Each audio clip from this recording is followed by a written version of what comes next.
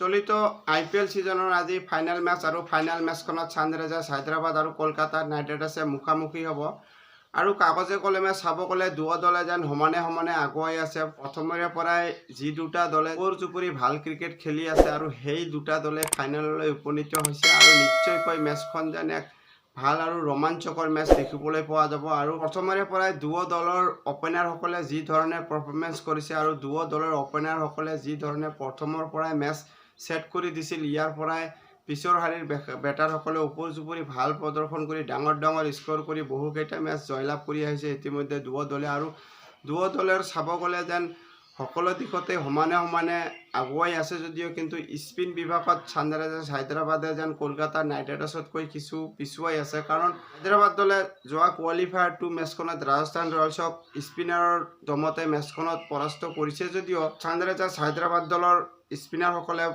আৰম্ভণিৰে পৰা ইমান ভাল প্ৰদৰ্শন কৰিব পৰা নাছিলে আৰু শ্বাহবাজ আহমেদে সম্পূৰ্ণ IPL সিজনত কেৱল মাত্ৰ 6টাকৈ উইকেট লৈছে যদিও যোৱা মেচখনত 3টা গুৰুত্বপূৰ্ণ উইকেট লৈ জয়ত গুৰুত্বপূৰ্ণ ভূমিকা গ্ৰহণ কৰিছিল যদিও ধাৰাবাহিকভাৱে কেনেধৰণে প্ৰদৰ্শন কৰিব লাগে সেয়াও চাবলগীয়া বিষয় হ'ব। আৰু আনফালে চাব গ'লে যেন কলকাতা নাইট ৰাইডাৰ্ছৰ স্পিন বিভাগ অধিক শক্তিশালী।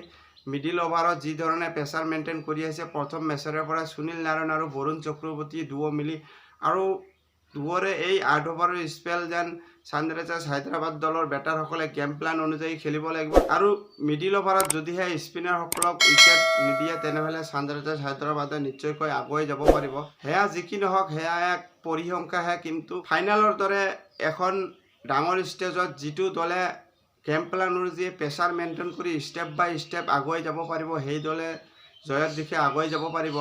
প্ৰথম পাৱাৰ প্লে যিদৰে ব্যৱহাৰ কৰিব লাগে আৰু পাৱাৰ প্লেৰ সুবিধা গ্ৰহণ কৰি স্ক'ৰ কৰি পিছলৈ মিডিল অভাৰত যি উইকেট হাতত ৰাখি স্পিনাৰৰ স্পেলকেইটা হেক কৰি যিটো দলৰ বেটাৰসকলে ফিনিচিং বেটাৰসকললৈ এটা ভাল এটা প্লেটফৰ্ম ছেট কৰি দিব পাৰিব সেই দলৰ জয়ৰ সম্ভাৱনা বেছি থাকিব। আৰু তেনে ক্ষেত্ৰত কলকাতা নাইট ৰাইডাৰ্ছে এফালৰ পৰা আগুৱাই থাকিব যদিও চাব গ'লে মেচখনত এফালে যদি গৌতম গম্ভীৰৰ মেণ্টৰিঙৰ কাম কৰা দেখা যাব, আনফালে পেট কামিন্সৰ কেপ্টেইনশ্বিপ আৰু পেট কামিন্সে কেপ্টেইনশ্বিপ দ্বাৰা বাৰম্বাৰ নিজকে প্ৰমাণিত কৰি আছে। সেয়া যোৱা টেষ্ট চেম্পিয়নশ্বিপক ভাৰতক পৰাস্ত কৰি প্ৰমাণ কৰিছিলে, তাৰোপৰি যোৱা ODI ক্ৰিকেট ৱৰ্ল্ড কাপতো ভাৰতক পৰাস্ত কৰি পেট কামিন্সে প্ৰমাণ কৰিছিলে আৰু এই চলিত IPL সিজনতো ফাইনেলতো উপনীত হৈ পেট কামিন্সে নিজৰ কেপ্টেইনশ্বিপ পৰিদৰ্শিতাৰ প্ৰমাণ কৰিছিলে। কাৰণ যোৱা কোৱালিফায়াৰ 2 মেচখনত পেট কামিন্সে যি ধৰণে কেপ্টেইনশ্বিপ কৰিছিল 4জনকৈ ফাষ্ট বলাৰ লৈ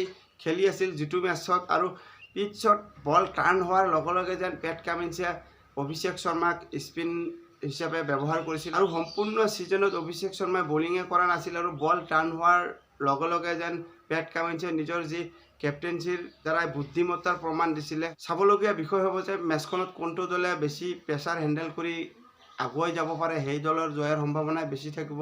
আৰু মেচখনত যেন 2 অষ্ট্ৰেলিয়ান ফাষ্ট বলাৰৰ টক্কৰ দেখিবলৈ পোৱা যাব, এফালে 25 কৰোৰৰ মিচেল ষ্টাৰ্ক আনফালে 20 কৰোৰৰ পেট কামিন্স। আৰু সেই 20 কৰোৰ আৰু 25 কৰোৰৰ মাজত কোন খেলুৱৈজনৰ জয় হয় সেয়া চাবলগীয়া বিষয় হ'ব। কিন্তু সকলো খেলুৱৈৰ কণ্ট্ৰিবিউট চাব গ'লে হায়দৰাবাদতকৈ যেন কলকাতা নাইট ৰাইডাৰ্ছে আগুৱাই থাকিব মেচখনত। আজিলৈ মেচ প্ৰিভিউ এয়াই আছে। ভিডিঅ'খন চাই ভাল পালে লাইক আৰু ছাবস্ক্ৰাইব কৰিব। ধন্যবাদ।